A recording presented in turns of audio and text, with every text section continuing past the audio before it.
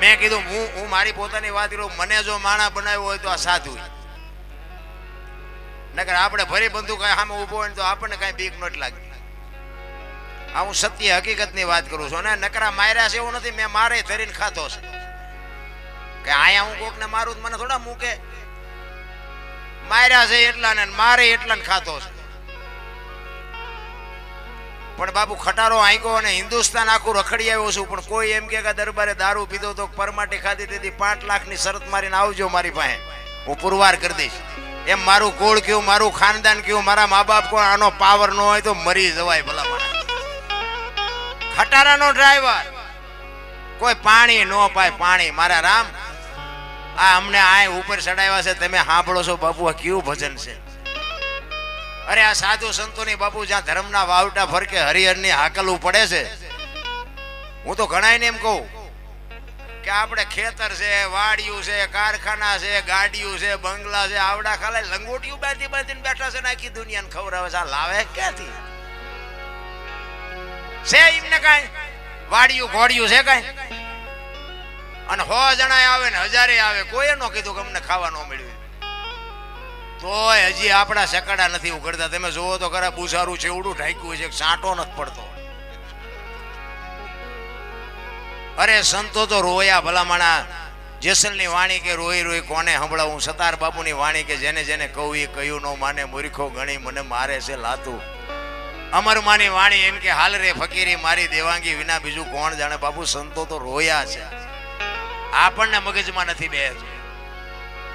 સંતોએ તમને મને ઘણું બધું આપ્યું છે, પણ હવે આપણે તમે જુઓ તો ખોટું જ હાલે બધું. જ્યાં જુઓ ને ખોટું જ હાલે. તમે ચોખ્ખું ઘી લઈને બજારમાં રાડ્યું પાડો ને, ચોખ્ખું ઘી છે, ચોખ્ખું ઘી જો 2 કિલો ખપે મને કહેજો, ન ખપે. દારૂ ઓલા બાવળિયામાં વેસે તો ખપી જાય, બોલો પીપળા ખાલી થઈ જાય. અમુક તો બંધાણી થોડાક મોડા ખૂટી રહ્યો, આ તો ન મળ્યો એટલે 3 પીપળા ભર્યા તને ખૂટી રહ્યો. બોલો આપણને એમ થાય ખારું આ ચોખ્ખું ઘી છે નથી ખપતું અને ઓલા પીપળા ખૂટી રહે. બોલો ત્યાં આપણને એમ થાય ખારું આમાં સાચું શું? જીવન મળ્યું છે બાપુ, અમૂલ્ય જીવન મળ્યું છે. મને તો એમ થાય કે જે સમય આપણને મળ્યો છે ને ટાણે, આપણા ગઢાએ બાપુ 2 ટાઈમ સારો રોટલો નહોતો પાડ્યો, સારું લુગડું નથી પહેર્યું, અને આપણે હું ઘટે છે. મને તો એમ થાય કોઈ શેઠો જ્યાં જાવ ત્યાં બધા રોવે જ છે. આપણને એમ થાય કે આપણે રોવું પડશે. રોવું ક્યાં? જેની પાસે જાવ એની પાસે રોવે જ છે બધા. છોકરાને વેવાઈ તેડી ગયા, છોકરાને વહુને કે મોકલતા નથી. બીજા પાસે જાય કે છોકરાને પોલીસ વાળા લઈ ગયા, સાહેબ ચડતા નથી. બીજા પાસે જાય કે ડોબું વિયાણું દોવા નથી દેતું. આપણે એમ તો ખરું આપણે જ્યાં રોવું, આખી દુનિયા રોવે છે. હરીને મેળવાય દાસી જીવન રોવે, મીરા રોવે, જેઠીરામ રોવે. હે મારા નાથ, તું જો અમને ન મળતો તો અમારો માણાનો અવતાર ફોગટ વ્યો જાય. ભલા માણા 84 લાખ યોની છે એવું કે છે સંતો. પૈસા ને માયા હાટું બાપુ બસોડા ભરતો હોય તો માણા એક જ. કોઈ જીવ બાપુ પૈસા હાટું મસોડા ભરે અને કોઈ જીવ ભૂખ્યો રહેતો હોય તો માણાનું ભરાતું હોય મને કહો ભરાય છે કે આપણે જે જોવે ને બધું એમને જોવે. હવા, ખોરાક ને પાણી ને આ ને તેને બધું આપણી જેમ બચાવ હોય. તમે જુઓ પંખી હોય તો પંખી બાપુ આમ ચાઈ લઈ આવે ને એને ખવડાવે, અને પાંખું આવે ઉડતા શીખડાવે, પછી એના રસ્તે ને એના રસ્તે. કોઈ દી કુટુંબ ભાડ્યું કે આ પારેવાના માસી થાય છે, આ એના કાકા છે ને એની ભાણી છે ને કોઈ ભાડ્યું? કાગડા કે આનું કુટુંબ છે ભાડ્યું? કોઈ દેવું સાંભળ્યું કે પાડો સરવા ગયો તો ભેંસ આટું પૂળો લેતો હોય સાંભળ્યું? આપણે જ બસોડા છે આ બધા, કઈ છે જ નહીં. ભલા આ બધા કહેતા હતા ને મારી વહુ ને મારો છોકરો ને મારા બાપા, ઓલો કોરોના આવ્યો તો કોઈ અટતું જ નથી. એટલે તારી વહુ છે ને એટલે કેમ નતા અટતા? આપણે એની વહુ પાસે આપણે પૂછતા હોય કે મારા ભાઈ ક્યાં છે, ત્યાં હું મારી વહુ ને કહેતો હતો. એટલે ભાઈ હું તો પૂછતો જ તારું, બીજું કઈ કહેતો નતો. તારી વહુ આટલી બધી વાલી હતી તો અડતો કાં નથી વાઈટ ને? આટલી જ હગઈ છે મારા રામ, કાંઈ છે નહીં. બાકી મરી જવાનું છે વાત. બાકી માણા જન્મે ને જન્મ થયા પહેલા બધું માં તૈયાર કરીને રાખે. ઘોડિયાન, ખોયાન, ગોદડાન બધી તૈયારી માની હોય. અને આ દુનિયા છોડીને તમે જાઓ ને તે દી બધું તૈયાર જ હોય. લાકડા હોય ને ઉપાડનારા હોય ને ગોઠવનારા હોય ને દિવાળી મૂકનારા હોય ને ઘોંકા મારનારા હોય. પહેલી ને છેલ્લી બે તૈયારી છે વટલી નહીં કરી રાખી હોય. પણ થોડુંક હું માલપા કરે ને તો મેં કર્યું મેં તું જા તાર લેતો જાય ને બીજા વાપરશે. શું તું કર આ દે તમે અને હું આ દુનિયામાં આવ્યા ને તારા દેહ લઈને આવ્યા અને જાય તેથી બાપુ દેહ મૂકીને જવાનો દેહ નથી લઈ જઈ શકતા પછી શું લેવા બસોડા ભરવા પડે. અરે હું તો અહીંયા સુધીની વાત કરું રાતના 2 વાગ્યા તમારા ઘરે આવો ને તમારી શેરીનું કૂતરું તમને જોઈને જો પૂંછડી નો પટપટાવે તો મરી જવાય ને ભલામણા તમારું કૂતરું તમને નથી ઓળખતું. જગત શું ઓળખે?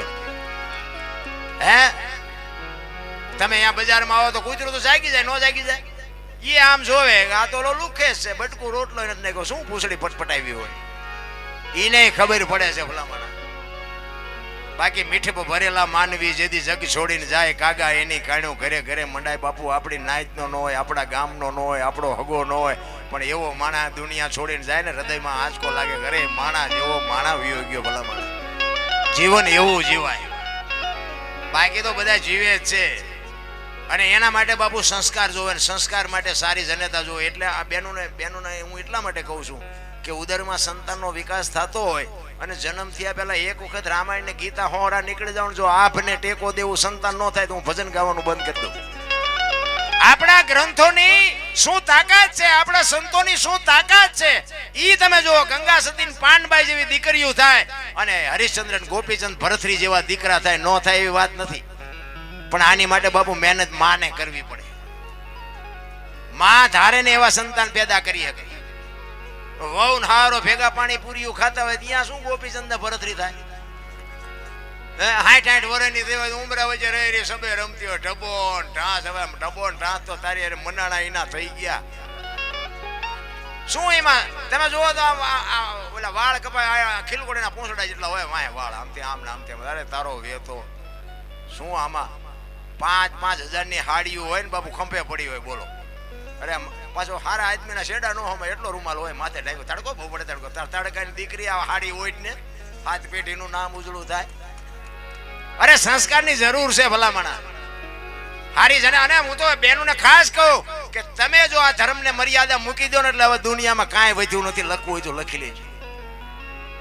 અને આ ભજન બાપુ એક જ વસ્તુ એવી છે કે આમાં માં દીકરો બે એકે ને બાપ દીકરી બે એકે ને ભાઈ બેને બે એકે એવું જો વધ્યું હોય તો હવે ભજન એક જ છે. બાકી જે ભગવાન ટીવીમાં જોયા જેવું નથી, પેપરમાં જોયા જેવું નથી, કાંઈ છે નહીં રામ. હવે આ જો વધ્યું હોય તો આ સંતના શરણે ને સંતના સાનિધ્યમાં જ કંઈક બાપુ બેહવાની મજા હશે. બાકી તો જે હરી કોઈને બોલાવ્યા જેવા નથી. એમાં આ મોબાઈલ તમે જોવો ને, આપણે કોકના ઘરે જઈએ ને આવો નથી બોલતા આવો, એમાં પાણી છે ને ભાઈ મોબાઈલમાં જ પીડ્યા હોય બોલો. એટલે મોબાઈલ તો બાપુ છે ને ખતમ કરી નાખી, માનવતા ખતમ કરી નાખી, હગું મટાડી દીધું બધાનું. મોબાઈલ ઘણા એમ કે વાપરતા આવડે સારો, હું તો ના જ પાડું કે મોબાઈલ સારો છે જ નહીં. વાપરતા આવડે તો સારો નથી, નો આવડે તો સારો નથી.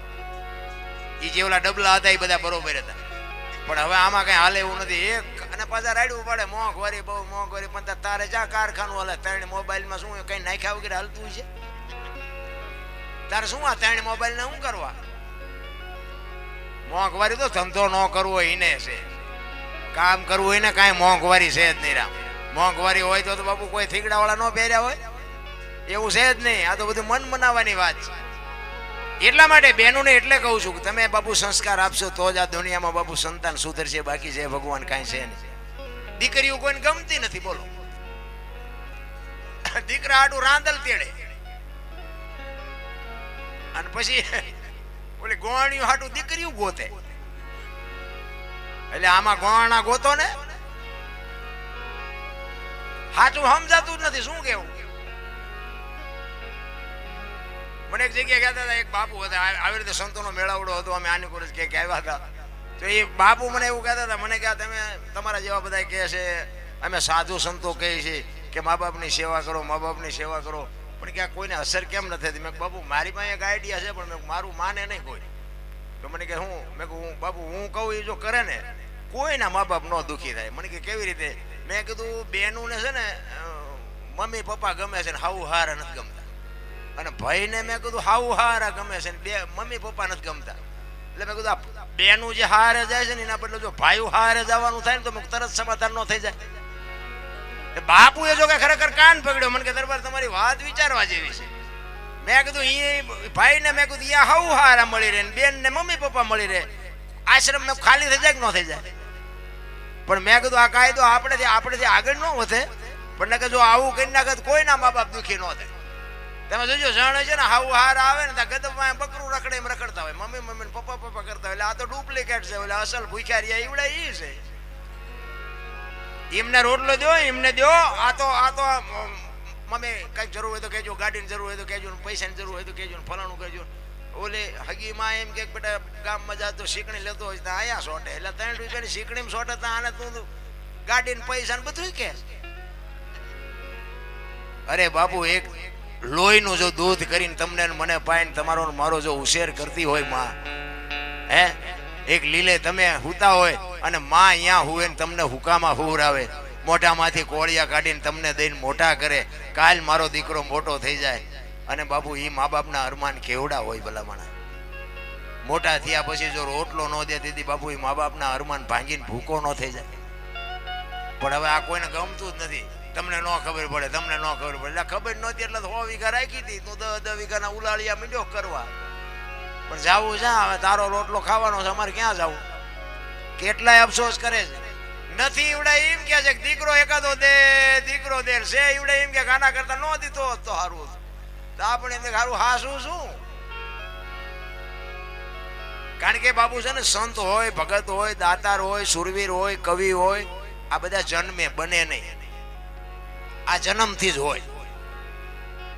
અને જો બનતા હોત ને, આ કલાકારો જો બનતા હોત ને તો બધાય બનાવી દે ને, રોજ 2-2 લાખ રૂપિયા લઈ આવે. બને નહીં, જન્મથી હોય. ગામમાં એક કપાતર હોય ને, એ જન્મથી જ હોય. ઘણા નથી કહેતા હારો હતો બગડી ગયો, આ બગડેલો જ હતો, તમે ઓળખવા મોડું કર્યું. બગડેલા હોય બગડેલા જ હોય.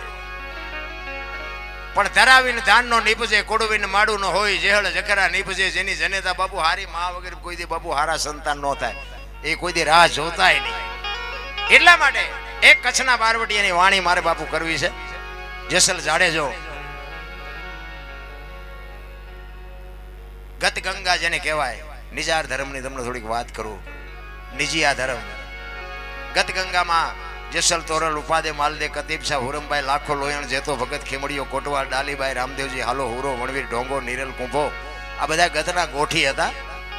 અને રામદેવજી બાપા 12 બીજના ધણીનો પાઠ છે. અને સતી તોરલને જાડેજાને વાયક આવ્યું છે. એ વાયક આવ્યા પછી એ સમય થયો ને, એટલે જેસલ ને બાપુ તોરલે ઠેઠ પોગાડી દીધો હતો. જેસલને ખબર પડી ગઈ કે મારે હવે જવાનો સમય થયો છે. સતી તોરલને કહે છે, તોરલ વાયક ઝીલું છે, તમે જાઓ, મારી તબિયત બરોબર નથી, હું નથી આવતો. કારણ કે એને ખબર હતી કે મારો દેહ શરીર મારું શાંત થવાની હવે બહુ વાર નથી. અને આ ગતમાં જઈશ ને જો મારું શરીર શાંત થઈ જાય તો બધાની મજા બગડી જાય. એટલે જેસલ ના પાડે છે કે મારે નથી આવવું.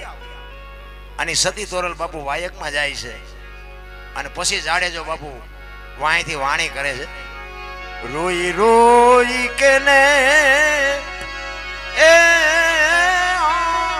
ભળાવું તોળા દે, આવા દખ કેની આગળ જાઉં, એમ જાણે જો કે છે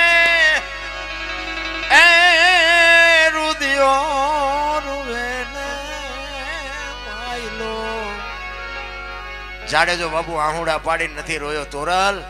તોરલ હું મરી જાઉં એની મને પરવા નથી, પણ હું તો એક કડવી વેલનું ચૂંબડું હતું, મને માણાય નહીં ઢોરે નો ખાત. તમે જો મને ન મળ્યા હોત તો મારી શું દશા થાય?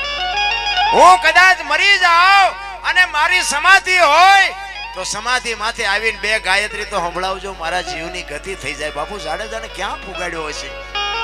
એટલે કે છે એ જી જાડેજો કે છે એ રુદિયો રૂવે ને માયલો, ભીતળ જલે એ માયલો, ભીતળ જલે.